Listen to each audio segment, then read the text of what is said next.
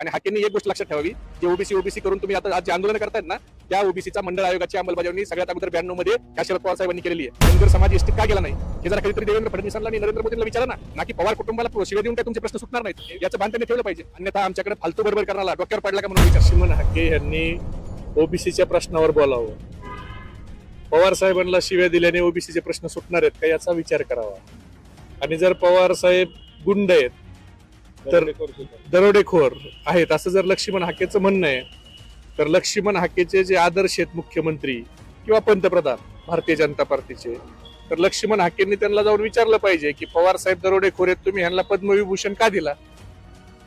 जर सुप्रियाताई दरोडेखोर आहेत तर त्यांनी पंतप्रधान नरेंद्र मोदींना जाऊन विचारायला पाहिजे की आता जे विदेशात देशाचे बाजू मांडण्यासाठी जे काही शिष्टमंडळ गेलं त्यातल्या एका शिष्टमंडळाचं प्रमुख हे सुप्रियाताईंना का केलं. तिथं काय दरोडे टाकायला पाठवलं होतं का. सुप्रियाताई या संसद रत्न आहेत, पवार साहेब हे पद्मविभूषण आहेत. त्यामुळे ह्या लोकांच्यावर बोलताना हाकेंनी जरा संयमानं बोललं पाहिजे. आणि आज हाकेंना त्यांच्या ओबीसीचे प्रश्न मांडायचा अधिकार आहे ना, त्यांनी ते मांडावेत. मांडताना एका व्यक्तीला फक्त दोष देण्यापेक्षा अर्थमंत्र्यांनी निधी दिला नाही हे म्हणण्यापेक्षा हाकेंनी राज्याचे प्रमुख मुख्यमंत्री आहेत ह्यांना कधी जबाबदार धरणार आहेत का नाही की ओबीसीचा निधी कमी वाटप होत असताना तुम्ही काय करत होता राज्याचे प्रमुख म्हणून. हाकेंनी अशी एकतर्फी बाजू घेऊ नये. हाकेंची ओळख ही आता ओबीसी आंदोलक म्हणून जे झालेली आहे, तर ती ओळख जर हाकेला कायम ठेवायची असेल तर त्यांनी ओबीसीच्या प्रश्नावर बोललं पाहिजे.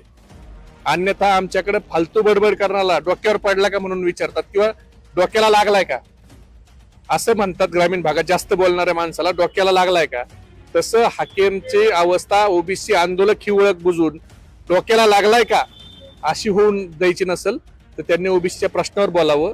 तुम्हाला समाजानं गाडी घेऊन दिली, स्वतःच्या पैशातनं समाजाने गाडी दिली, तर त्याचा प्रश्न मांडा, समाजाचे प्रश्न मांडा, ते सोडून घ्या. समाजात कुणाला शिवे दिल्याने तुमच्या समाजाचे प्रश्न सुटणार नाहीत. धनगर समाज एसटीत का गेला नाही हे जरा कधीतरी देवेंद्र फडणवीसांना आणि नरेंद्र मोदींना विचारा ना. अनेक वर्षापासूनच मागणी आहे धनगर समाजाची एसटी मध्ये जायची. आतापर्यंत अनेक नेत्यांनी त्याच्यावर राजकारण केलं, मोठं झाले. तर हाकेंनी पुढाकार घेऊन आता एसटी मध्ये आमचा धनगर समाज घ्या म्हणून आंदोलन उभा करा. या धनगर समाजाची ही तुमच्याकडून अपेक्षा आहे, त्यांचे प्रश्न सोडवा, त्यांना एसटीचं आरक्षण मिळवून द्या, ना की पवार कुटुंबाला शिव्या देऊन काय तुमचे प्रश्न सुटणार नाहीत याचं भान त्यांनी ठेवलं पाहिजे. की हाके म्हणले म्हणून ते काय गुन्हेगारी टोळी होत नाही. हाकेंनी त्यांचे जे काय बोलवते धनी आहेत त्यांना विचारावं ना, मग तुमच्या सरकारच्या काळात पद्मविभूषण भेटतो, तुमचं सरकार सन्मानानं सुप्रियाताईंना विदेशात देशाची बाजू मांडायला लावतंय, तुम्हीच तुमचे आदर्श आहेत ना मुख्यमंत्री, तुम्ही त्यांना पाठिंबा दिलाय ना महायुतीला, तर त्यांना विचारा ना, हे जर एवढे वाईट लोक आहेत तर तुम्ही ह्यांना का मोठेपण देताय, तुम्ही ह्यांना का पुरस्कार देताय, का विदेशात पाठवतायत. आणि हाकेंनी एक गोष्ट लक्षात ठेवावी, जे ओबीसी करून तुम्ही आता आज जे आंदोलन करतायत ना, त्या ओबीसीचा मंडळ आयोगाची अंमलबजावणी सगळ्यात अगोदर 92 मध्ये ह्या शरद पवार साहेबांनी केलेली आहे.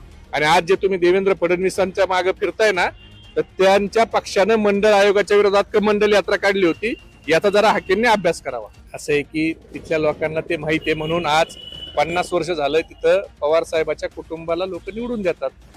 काहीतरी केल्याशिवाय उगाच निवडून देतात का. एकदा हाकेंनी जाऊन उभं राहावं आणि बघावं त्यांना निवडून देतात ते कसं. त्यांनी एकदा आरामातीत जावं. जर एवढा अन्याय जर तिथं केला असेल पवार कुटुंबाने ओबीसीवर, तर हाकेंनी तिथं जाऊन निवडणूक लढवावी. पडळकरांसारखा एकदा चान्स घ्यायला काय हरकत.